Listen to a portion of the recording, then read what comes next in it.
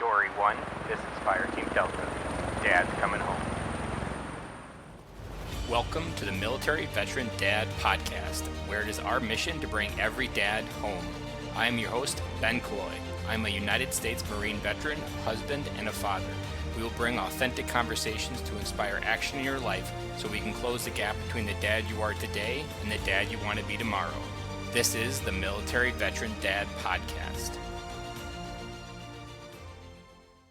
If you have known me for a little while, personally, you know that I love airplanes. And today's guest is an airplane pilot for the Coast Guard, Luke Zitzman. Luke loves Jesus and seeks to live a content and generous life with a goal of acting with integrity, intentionality, and maturity. He has spent the best 7 years of his life married to his awesome wife, Mandy. Luke entered military service at the U.S. Coast Guard Academy with the class of 2009, where he studied civil engineering, and upon graduation went on to the Naval Flight Training Academy. He is currently an aircraft commander and a flight examiner on the HC-144 Ocean Sentry stationed on the Gulf Coast. Luke and Mandy felt called to foster care, and since PCSing to their current duty station in 2015, have welcomed over a dozen permanent placement cases into their home, as well as provided for emergency and respite care for dozens more children in their foster system. At the time of this recording, they have three kid siblings sitting in their family, a teenage girl and two young brothers. Luke, welcome to the show today. Thanks for having me. I'm really excited for this interview. It's been looking forward to, and I first connected with you over 2 months ago, and it's been itching ever since to get this recorded for you. Yeah, same here. Go ahead and describe a little bit more about what your family looks like and any gaps in that intro you want to add for us. Yeah, so like you said, I've been married for about 7 years, been fostering for 4. At the beginning of that experience, we had just PCS to our current station and discussed having kids, and fostering came up as kind of the at the end of a lot of kind of reasoning between my wife and I that was what we were going to pursue. And when we first got involved in it, it was kind of fast and furious. We had a lot of placements like very quickly, kind of trial by fire, if you will. And it was like the ready or not, here I come kind of parenting experience that, I think many people have experienced. Here they are, 3 years old, go. Yeah, exactly. We got 2 infants the first day. One of them was a cocaine addict, and it was interesting that night, to say the least. But then more recently, and I think providentially, it's been more stable. We've had the 3 kids that we've had now for a while, 2.5 to 1.5 years.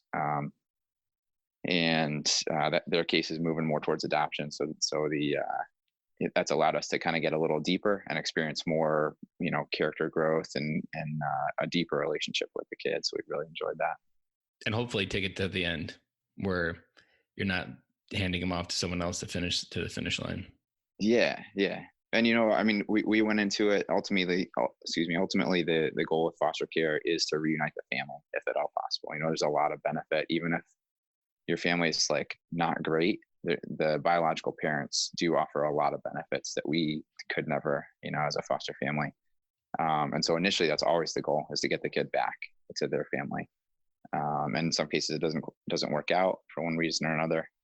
And we were happy to be able to be free, be willing in either case to see the case out, whichever way it went. And it's been really exciting to watch the kids that we've had go back to their families.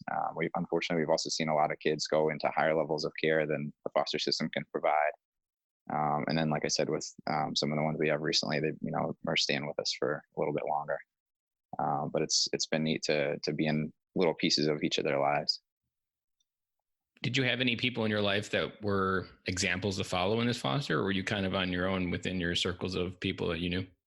Yeah, it's a great question. We were stationed in Miami previous to this, and in our church down there was a large adoption ministry and several people that fostered there as well. My wife has a lot of cousins that were adopted, and so she had seen that piece, and unbeknownst to me at the time, was kind of thinking towards adoption as a way of building a family rather than birthing kids. And I think we'll probably end up talking more about it later on, but that's kind of something that resonates me, or one thing that resonates with me, is living life by design and not by default. And so when we brought up the kid discussion, it was kind of like laying out all the options on the table, how, different ways that we can build a family, and watching the examples, like you mentioned, at our church was pretty powerful. Seeing people that were purposely like entering into brokenness, entering into a service, working out the whole, like going through the adoption process, which is kind of it's a big picture in the Christian faith. Is our identity is adopted into God's family, and so it was really encouraging to see that in other people's lives, and we felt like that had, not that it's not meaningful to have your own kids, like certainly there's a ton of beauty in that, and we really appreciate the solid backgrounds that we came from, but to watch these people going the extra mile and doing things they didn't have to do, reaching into expanded these their lives. heart beyond their own awareness even. Yeah exactly. That was a big eye opener for us to see that, and something we wanted to mimic. And I think when parents that do this with the foster system, you think you have a certain size heart that you can cope with life.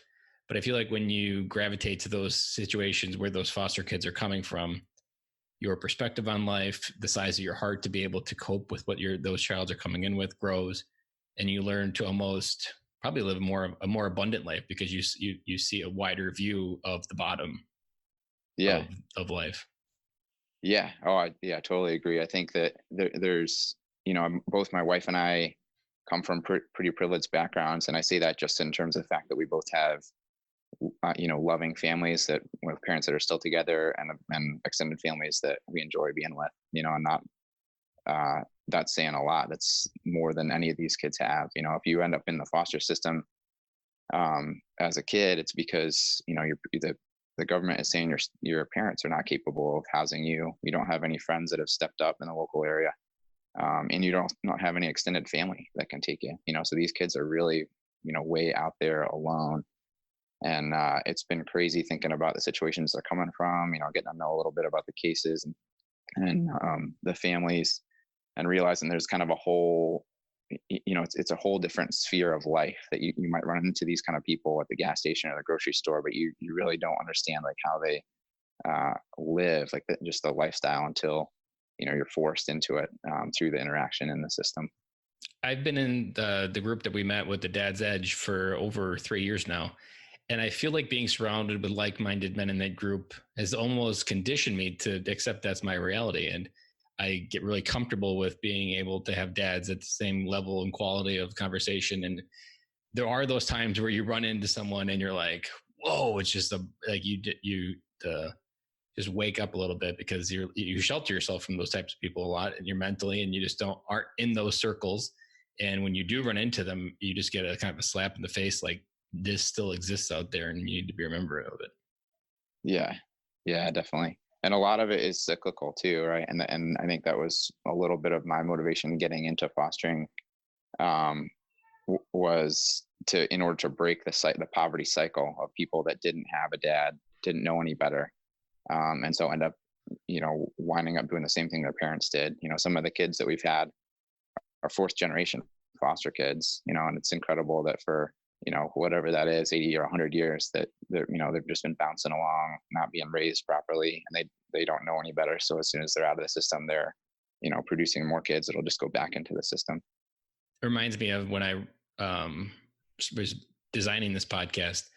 I was trying to write an avatar, and part of that avatar was finding and helping the dad that wants to break the cycle but maybe doesn't know how. And I feel the pressure that military families are under while they're active duty and having the resources there aren't enough. And it just creates these chains of more broken families within the military, and these stigmas and dogmas of what it's like to raise a family. That was part of my mission, was to help break that cycle of broken families, and to get dads to realize that you can have everything you want right in front of you. Yeah, I totally agree. I think that even in listening to past episodes from your podcast and the situations that guys are coming from there, I feel, incredibly privileged, again, just to be in the situation I'm in, where it's much easier for me to be home, and there's very, far fewer challenges to that family concept that I've had to work through. There is But another part where I can imagine that being so close and coming home and having a slight routine. You remind me of my neighbor who was a firefighter, where he was 24 on, 24 off for 3 days, and then he had 3 days off. That still takes a toll on your family. That your kids get used to being you a 50% dad. And what does leads us to our first question we always ask dads: what does it mean for you to come home to your family when you know that you're not always there every day, like other dads or maybe a civilian dad is? What does that look like for you? Yeah, I think, and just to kind of put it in a little bit of a comical perspective, coming home for me, a couple of years ago, 2 summers ago, I went to an Air Force course, and I was getting all prepped. It was going to be one of the longest times I've been away from the family to date, and putting different tools in place that my wife could have some support while I was gone. And I get to the course. It was a 15-day course out in Oklahoma. Got there, and another Air Force guy had showed up. He had road tripped 26 hours with his family of 3 kids under the age of 4 in order to spend the middle weekend together with him, because he was gone so often from home that they thought it was worth driving the 26 hours to be together. And the fact that that was, to me, was the longest I'd ever been away from my family, and he was making such a great effort to be with his family, was kind of a shocker. But I think in terms of, and also just to also say, like, in terms of coming home, like, that was certainly my 20-year-old self coming out of the Coast Guard Academy realized that being home and the family concept was, one of my core values, if you will, or something that was super important to me. And that's kind of what got me into aviation, was not the love of flying per se, but more the stable schedule, the longer tours of duty, coming home, nearly nightly to be back with the family. So in terms of the boat life and the Coast Guard or aviation life, aviation had a better chance of being around to be with the family. That's still something that, when I do have the overnight duties, the little boys especially are always bummed out when they find out I got duty, because I'm not going to be tucking them in at night. And we'll try to do the typical connect over a video call or something to just make them aware that I'm there. And we use that kind of as a coping strategy for them too. And again, we're super blessed that I'm always pretty much within cell phone service. So if they're having a rough time, they can give me a call. And especially the younger kids that are dealing with some anxiety, just having the dad around is really helpful. And so when I'm at work for the 24-hour shift, it can be tougher for them. But just being a phone call away has been super helpful. When you come home for the first time and you enter the house, what does your routine look like? Usually it's, I took a cue from one of your past podcast guests about kissing the wife first. So I try to make a beeline for her. I've usually got I love that advice when I heard it for the first time. Yeah. It's something I thought about a lot. Never really made it an effort to do it, but we're trying to do it some more now. But usually I've got the two little buds are jumping on me, hugging and wanting to do stuff right away. So that I've been working on, kind of, and I think another one of your guests had mentioned, like, the mental preparation on the way home, switching gears from the work to the home mindset and trying to be present as soon as you walk in the door. But that's usually what it is. Usually my wife, especially coming off the summer here, my wife has been having the kids all day long at home, entertaining them, and they can be a handful. So trying to take that over, give her some relief so she can knock out the chores that she's got to do. And unfortunately for us, the kids that we have now usually go down pretty early, and that gives me some time with her after they're down for the night. What's early? Because I feel like I'm spoiled when our kids go to bed at 7:30. Everybody looks at me like, "Really? They go to bed at 7:30?" I'm like, "Yeah, they've been going to bed at 7:30 for like all their life almost." Yeah. And ours go down at 7 as their bedtime, and sometimes if we're going on a date night, like this past weekend, we put them down at 6:15. They're 5 and 7, and then the teen girl obviously goes down later than that, but she's good at managing her own schedule at night. That's good. I've always I always tell people they're a bit in bed by 7:30, and we usually have like an hour and a half to ourselves before we go to bed, me and my wife. And people are like, "How do you do that?" And I'm like, "I don't know. You just put them to bed." And I hear twins that, like, I've heard a case. I was talking to a dad. He had twins, and they were like 4 years old. And it was 9:30, and I was talking to him, and they were running around in the background. I'm like, "Oh my gosh, those kids are going to be broken in the morning." Yeah. Well, and I think a lot of ours too, they're coming from some crazy situations, and I don't even know if this is physiologically possible, but it really feels like they have a sleep deficit. That they, especially the little kids, can just sleep forever, and it makes such. I mean, the sleep and their diet, like not eating processed food, makes such a huge difference in their behavior, and it's really one of the main ways that we can continue to, like, you see immediate progress when they get good sleep, when they eat good food. You see an instant change in the character. That's such an encouragement, that we're doing them good, to give them that much sleep and a good diet. And seeing some immediate results help you in the hard moments that you're like, we are doing good things, we just got, these are certain other areas. But if everything's looking bad, then I'm sure it can be looking very hopeless as well. Yeah. Yep. I want to circle back to something you pointed out, that dad you met in Oklahoma. We just had Ashley Buggy on the episode last week, and her husband died on a submarine accident, or not a submarine accident. He was on a scuba diving accident, but he was a submariner, and they lived life without a bucket list. And she was talking about the similar idea. Like they were in Hawaii, and he would get temporary assigned for like 3 weeks in Japan, and they would go with him. And that was just what they did. And they would always go wherever he went, and they would always try to engineer as much as possible to do things together, even if it was a duty. And this is only the second time I've heard it mentioned on the podcast, but it's almost like one of probably the best military active duty family hacks I've heard, that everybody kind of treats active duty and those TAD assignments as just separation, and it's just like going to war. But really, it's just an opportunity to get creative, to be together, just like that guy.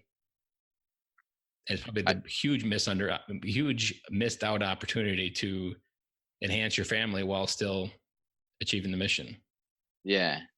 And I haven't had a lot of opportunities for that personally. There were a couple of times where, and again, when I was stationed in Miami, our deployments, air quotes deployments, were to Puerto Rico for 2 weeks. And so I had flown my wife down a couple of times to join me there. That was pre-kid, so easier to work in. But yeah, if it's possible, certainly, it's a great opportunity. I'll have to start repeating that advice more often, because I do feel like that is just a good opportunity, especially if the kids are young enough. They're maybe not in school, or maybe you homeschool them, or maybe it's an opportunity to homeschool them so that your life can be more mobile, and school and life can go wherever your deployment goes. And it's not so much your wife figuring out how to raise a family by herself. It's still something you do together, just in a different state. Yeah, definitely. We have to peel that one back more on the onion a little bit. I want to dive into a little bit about how you grew through being a foster parent. What's a lesson that you didn't expect to learn that you have learned throughout the process? Lesson that I didn't expect to learn, I guess. So I'm obviously coming at this from a foster father perspective, not having biological kids, but I would imagine it's the same experience that a biological father would feel.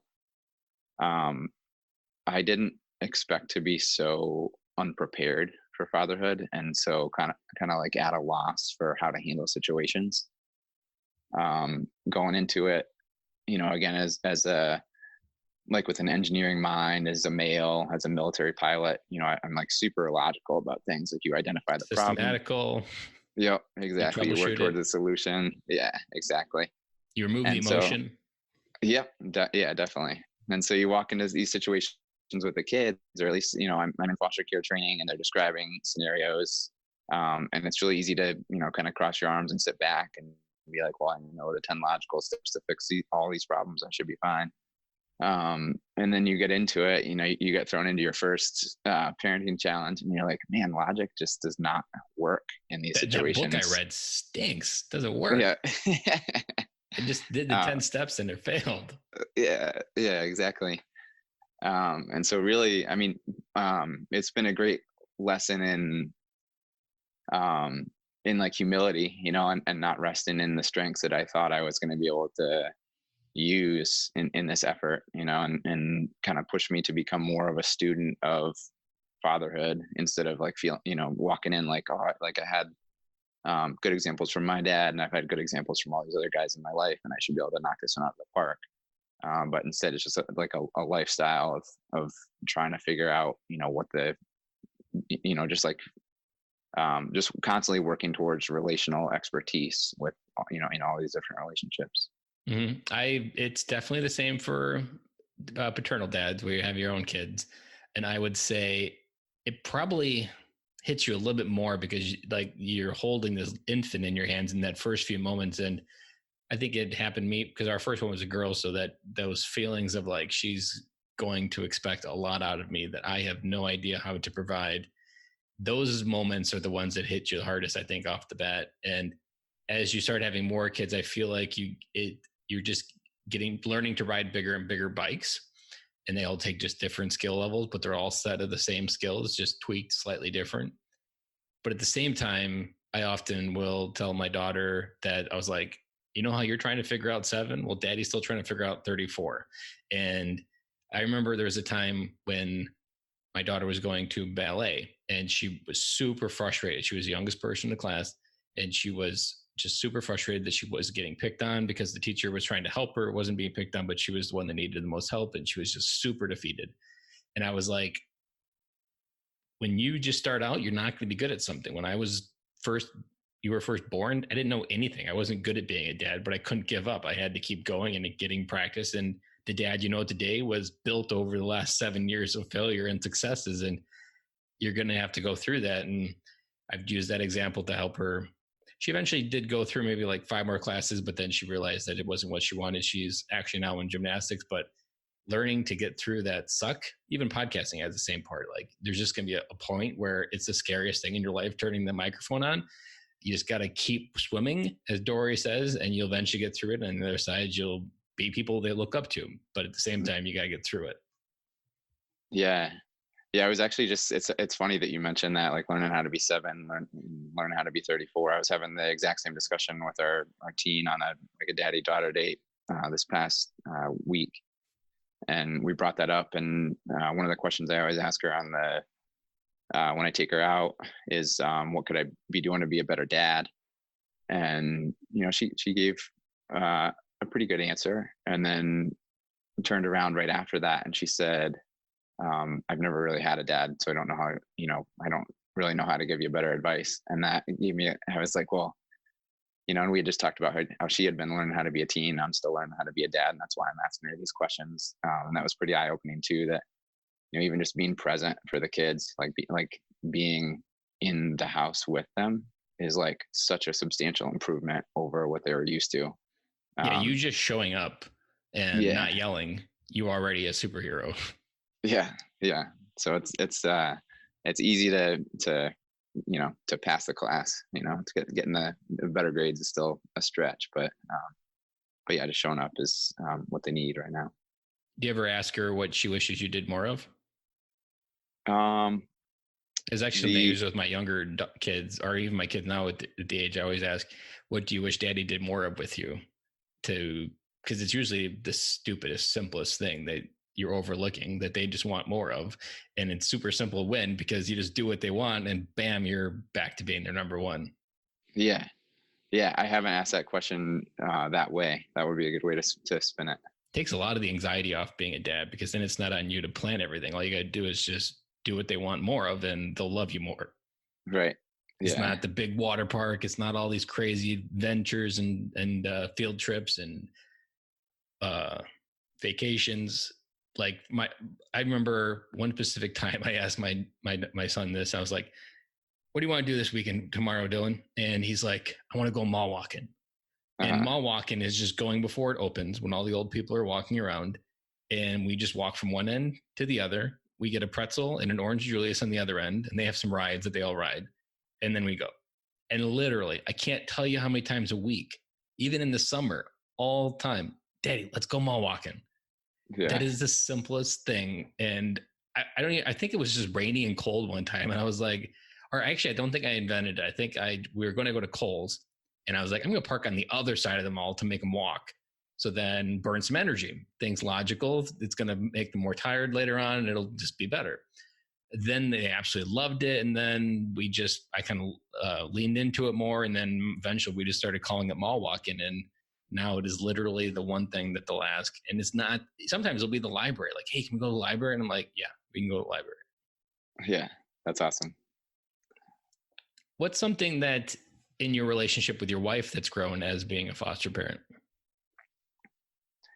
I think having the presence of kids adds a whole bunch of facets to your relationship that you don't really know about. An author I really like is C.S. Lewis, and he, in his book The Four Loves, he talks about friendship, and you have person A and B, and they can get to know each other pretty well, but it's not until person C shows up that A begins to see more of B, and B begins to see more of A because person C has drawn it out in them. And so in the same way, I think having the kids in the house helps me see a lot more of my wife's loving care for them and selfless service that she, dedicates so much time and mental effort into the enterprise. It's been really cool seeing how, I think my wife is specifically gifted for fostering, and deeply cares about the kids. She's really involved in the legal aspects of the cases, working with the biological families to connect as much as we can, as much as we're allowed to, in each individual case, researching the issues that the kids are having. My wife was a high school biology teacher before after we got married and before we had kids. And she was good at that, but it's cool to see her really coming out, and being super passionate about the calling that we're engaged in right now. I like that. And it sounds like you've almost deepened your intimacy, or that raw connection to the person that she was. That maybe the person when you're dating was still, like you said, was someone that you found love, but then when it started getting into motion, you really just fell more and more in love with who she was, even on the inside more. Yeah, exactly. And not to say there's not challenges. I mean, that obviously, as you and every other dad knows, that kids generate more challenges relationally. Mm-hmm. So that's something that they find every hole in your personality that you have, and they push that button over and over. Whatever you're not good at, they'll find a way to be that person. Yeah, exactly. And they'll make it hard to do date nights and fun vacations and all these other ways that you should be connecting outside of that. But so we have our challenges as well. But like I said, it's been cool to watch her, just the passion, energy, and the giftings that she's displayed. Do you think once the adoption goes through that you'll be done fostering, or do you still feel like you'll still find a way to make it happen? Yeah, I think even if we end up adopting these kids or other kids, or I think that in some capacity we'll be involved with it for a while.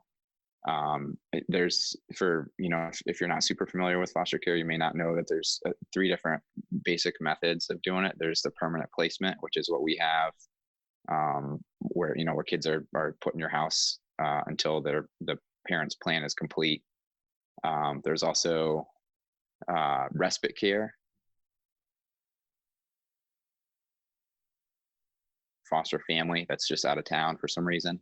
And then emergency placement is no kidding, the kid was just pulled out of the home today, still got the cigarette burns on their arms or the bruises on their face or whatever the issue is, just a mess of snot and tears, and they just need a place for the night until they get a permanent placement. So both respite care and emergency placement you can do on a much more short-term basis, like a lower commitment level than permanent placement. So we'll probably consider that.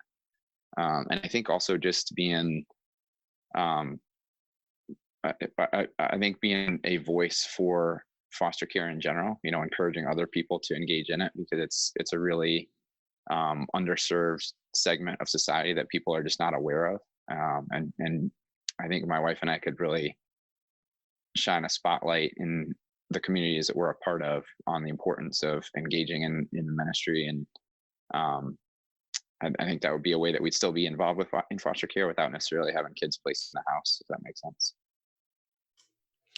It does. And I was also thinking, as you were describing that, I was thinking about that for a child that may actually not know whether love actually exists in the world, that gift that you give them, do you have any insights to where you think their lives are going to take, knowing that someone believes in them, that you saved them, essentially? Yeah, I think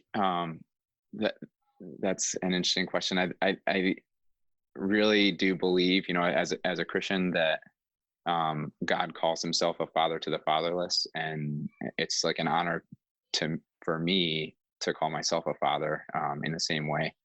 I hope that in the love that the kids feel from us, that they're also seeing the love from their heavenly Father. And like I talked about, like our goal, or kind of a secondary goal for us, is to break that poverty cycle. And I don't think that some of the kids appreciate, or that they're not quite mature enough to understand what that means, and one of our family mantras is hard work pays off. And if they only see the hard work part of it and they don't get the pays off part, they can be kind of turned off to that message. So that's where, again, with the 3 kids that we've had recently that have been with us for a longer amount of time, it's more, and not to say that the shorter placements haven't seen this as well, but it's more satisfying for me personally to have a longer time to send that message through. Like, hey, we're here for you. We're loving you. We're going to work hard for you. We expect, kind of some hard work and development from you as well. And hopefully that's what they're going to walk away from our house feeling, is like, here's a family that really cares about me in a deep way. They're not just providing for my immediate needs and housing me until my time is up. But here's a resource. Here's a kind of a lifestyle that they can mimic, if you will, to kind of step out of that poverty cycle. I like that. And I've often heard said that flowers grow from dirt, and you put shit on dirt to make a flower grow better. And so you have to wonder, and you think about any of the people that have had extreme adversity, even Oprah Winfrey, her adversity story, all these people came from nothing and just some of the worst stories you can imagine, but they actually were the phoenixes that rose from those ashes to be people that everybody looks up to. And you have to wonder, the gift that you're giving, what those scars in their heart, but then also knowing that their heart was refilled, what that will take them into the world to do and to believe is possible for themselves. Yeah. Well, and also you could, it enables you to have, or to live with much more gratitude when you know what could have been, right? And yeah, when and you've where been you at the now. bottom, you really only have one way to go up. And if you know people believe in you to help you get there and be successful, it'll happen. Yeah. So having listened to the podcast a little bit, I can imagine you've heard me talk probably about legacy. What do you think your legacy will be? I think, generally speaking, so you're twisting the question a little bit. You're asking, what do you think it will be, instead of what I want it to be? Is that what I'm hearing?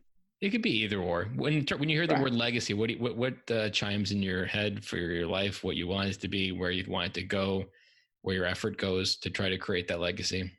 Yeah. Okay. What Mandy and I would see as our desired legacy would be, again, to go to scripture and get the well done, good and faithful servant at the end of our life, that we've used, that we've stepped up to our calling and lived selflessly in general. Specifically, it's engaging in the moment, in each of these kids' lives, whether they're with us for a day, a month, a year, until they're 18, whatever it is. We would love to, have funerals that were attended by dozens of kids that lived in our house, that, that their future slightly changed. Maybe they didn't come out of poverty, but they at least got to see what, a stable family life was like for a little bit, and to know the difference between what they were born into and what could be. Having the, deeper connection. I prefer having a deeper connection, having a longer term relationship with some of these kids, but even some of the kids that we have only lived with us for a month continue to call us. And that's super encouraging to see that they, like we were talking about earlier, felt loved enough that they would reach out to us as if we were, family in the future, and just bounce things off of us. So just being known by the foster placements and having long-term relationships with them, I think, is ultimately the legacy that we're shooting for with this involvement. Did you ever see the movie The Longest Ride? I haven't. I didn't go out of my way to see it, but it was on an airplane and I was running out of things to watch. So I watched it, and it's a rodeo movie, and it's kind of a young love story following a older love story that was kind of born from the war. And there was this, the older story, she was a teacher and she kind of like half adopted this kid that had parents, or I think they were like, they're not even real parents, but like half brother, and weird, just a weird relationship out in North Carolina. And she really only had maybe like 2 years where he was in the class and she was really into it. And then the parents moved away and she never saw him again. And she ended up dying. And later in the show, someone shows up at the husband's door with a picture, and on the back is a picture that she gave him, the little boy, the last time she saw him, and it said, "You can be anything you want." And she was telling the dad that he ended up going to Oxford, and I was just relating it to what you really have no idea what that little moment where someone believes in you, but they're going to go out and come back and tell you later on that you did. Yeah. Yeah. It's great. When you show up to be that kindness in a world full of darkness, or that light in a world full of darkness, you can really move mountains in a way that the average mom and dad can only hope for. It's like, I feel like in your world, you really are planting seeds that you never get to see grow. And that's the best way I've heard legacy explained, is planting seeds in a garden that you never actually get to see grow. And those will definitely start making dents in the universe in ways that you have no idea until later on, or you find in some random case where someone comes back and says, "Thank you for being my dad," even if it was only for a week. Yeah. I would lose it if that happened. I would absolutely just bawl my eyes out when that happens. Yeah, it'd be incredible. Because it would just be an overwhelming emotional feeling of everything you put through. And probably be on a day where you were doubting yourself, and you're just like, it'll breathe more life into you than you can handle. And how many more years do you have in the Coast Guard? Depends. I have 3 more years of commitment left. And as you probably know, airline pilots are in demand on the outside. But I've been in for 10. Are you at the stage where you can go right to a major carrier, or do you still have to play the regional game and go regional to major? Yeah, no, I have a pretty solid resume at this point. I could walk into almost anywhere, I think. That's good. Do you see your effort or how you live your life changing? Like, do you guys have an idea of how you want to change your life more than just being a pilot? Yeah, I think, and again, kind of, I didn't get too deep into it, but I got into aviation not because of a passion for flying, but more because of the lifestyle. And so I totally think that after the Coast Guard, there's a high chance that I may not fly. I'll go into something that affords me the kind of flexible schedule that I can be, with my wife a lot, and be doing a ministry that we care about. So whether that's, here or overseas, I really don't know what it would be. But that's certainly a major life goal of ours, is to be financially independent, and to the point where we can, let our passion drive our daily activities rather than, chasing a paycheck. I like that. You kind of remind me of some future John Travolta. He owns his own airplane in Florida, and he has his own airport, and he lands at his house, and he parks it in his garage, his house, and walks into his house. Yeah, that would be cool. Although I just saw he donated his major Boeing 707 to Qantas, so he no longer has a bigger airplane, but he still has few airplanes to hold on to. Yeah, I'm sure that's plenty for him. So you're saying you would be able to say goodbye to aviation if you found the right way to live? I think so. Yeah, I certainly enjoy every time I go up, for sure. But at a certain point, it's kind of just like driving a car. Yeah, I can imagine even with the regional carriers, maybe if you're more in my category, where like my favorite office is at I've been a few times where I've messed up at the airport and had to stay the whole day there, and I'll get an Admiral's pass or a United Club's pass, and I'll go up on top and watch the airplanes take off. Like, that's the best day at the office for me. Like, just watching all these massive airplanes at O'Hare take off and land. Like, I don't know if I would ever get tired of that. Like, to me, the best part of travel is just being on an airplane. And I love I think it's the adventure. I think it's every time an airplane flies over, I'm always looking it up on my phone to see where it's going, where it came from, how old is it. And I think it's like the freedom that comes with the airplane. Like, literally when you're in the sky, the FFA says you can't go anywhere, but you literally could go anywhere, and just that freedom that you have to be that to be in control of that. And I think there's something related to how we want to live our life with that freedom that you probably get in the air. Like there's just the road sees limitless because there are no roads. You can literally go anywhere you want, and I think that's the enchantment that I have with flying. Yeah. And I'm sure there's other ways that you can see it. There's just the default view of flying, and that there's so many different views of the same job that people just don't understand. And you probably just need to get a wider view of the airline industry to figure out a different way to fit into it and serve and match your, even if it's flying relief supplies to Central America. Sure. Yeah, I've thought about that too. I've done a number of missions trips to like bush pilot, kind of agencies down in South America, and my qualifications don't really translate very well into some of those, or at least the places that I visited. Do you need qualifications? Yeah, it's actually kind of rigorous, actually. Interesting. Yeah. But again, I've been flying bigger planes, like ATP style aircraft, instead of single engine, float planes out in the jungle. And so I would need to do a lot of training to get into something like that. And I could see you probably as well, just finding a place where that love is needed, either maybe even in Africa or Central America and South America, and being one of those people on International House Hunters that just moves everything down there, and that creates their life, and they figure out a way to make it happen. And that's the way they live their freedom. Yeah, no, that's definitely one option on the board for us right now. I think something that my wife and I have found, again, kind of through this involvement and the need of a tribe to raise kids, is just the value of community. And so while we want to engage in travel, and that's something that we enjoy, the flip side of travel is that it's, at least from our perspective as not, well-traveled people at this point, but it's harder to build a community, and to have relational friction with other people, and to have them, speaking into your life and holding you accountable for the improvements that you want to make in your life.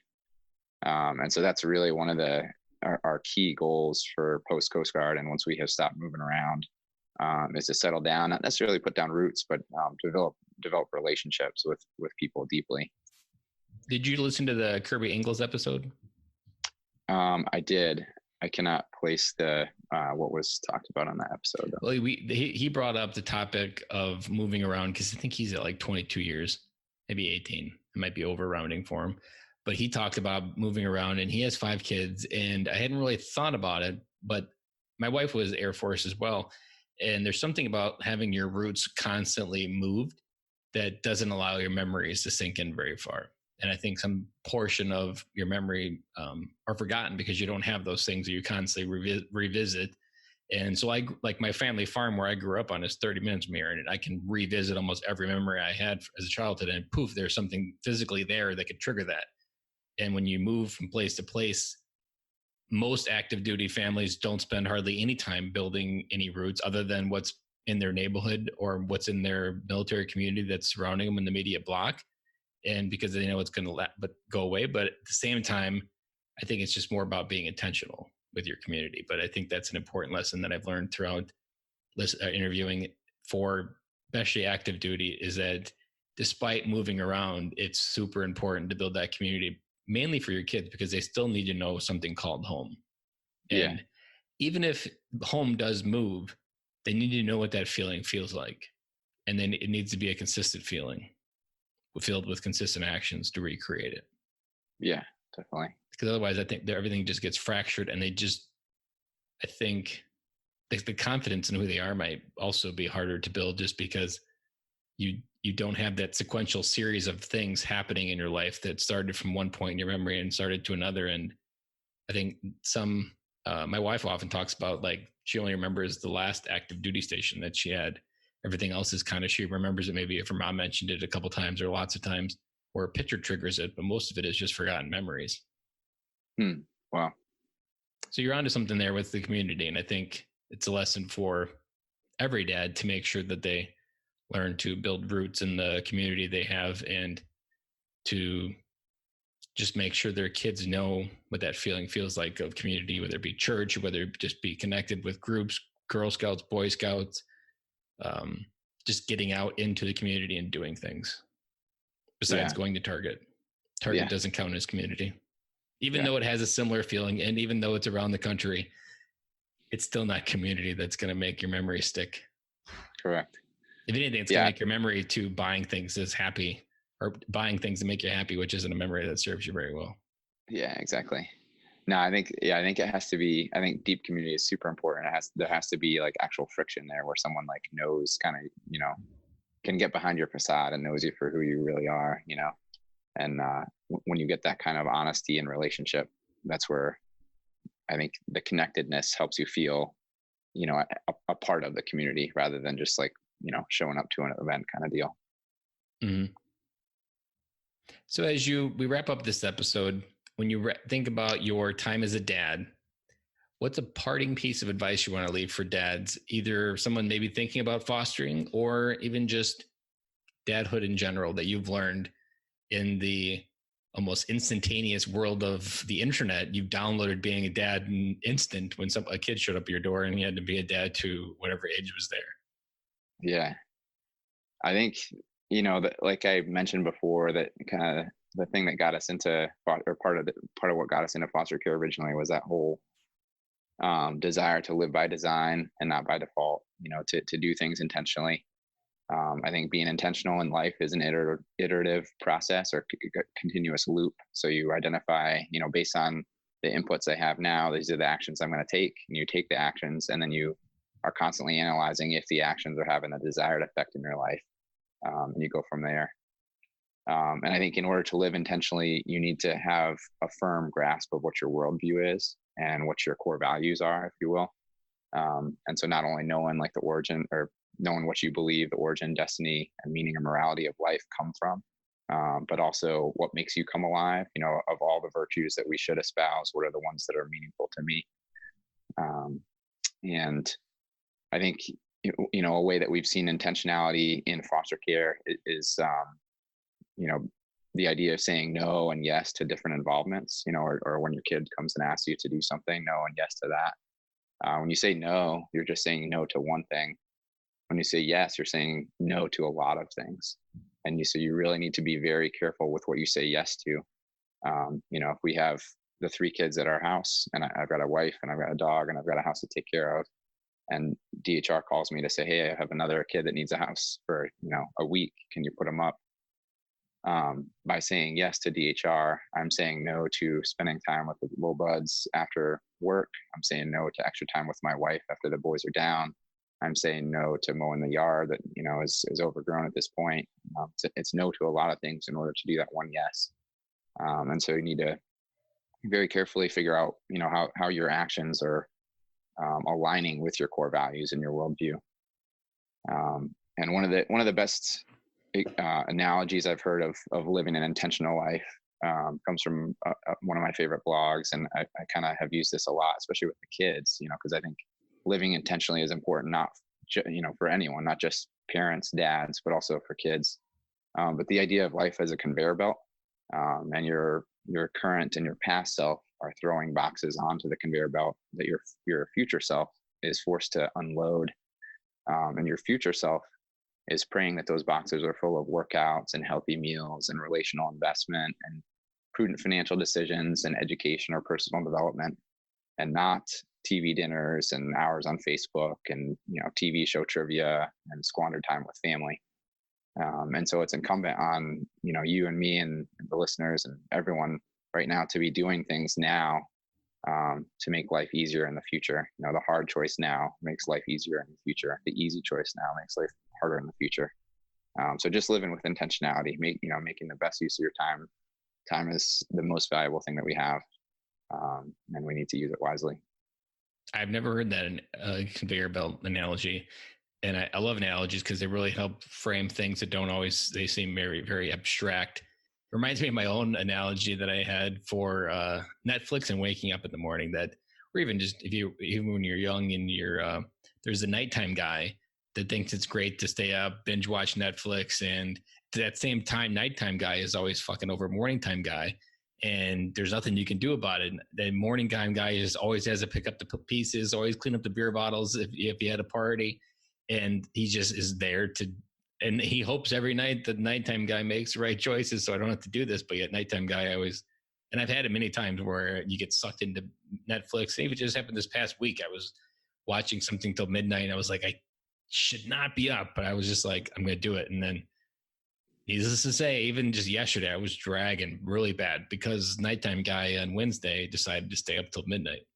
Yeah, exactly. Yeah, this summer I've actually started a new morning routine, and it was shocking to see how much more important the nighttime routine was in accomplishing what I wanted to do in the early morning. Oh yeah, if I'm not in bed by 9:30, morning time guy feels it. Yeah.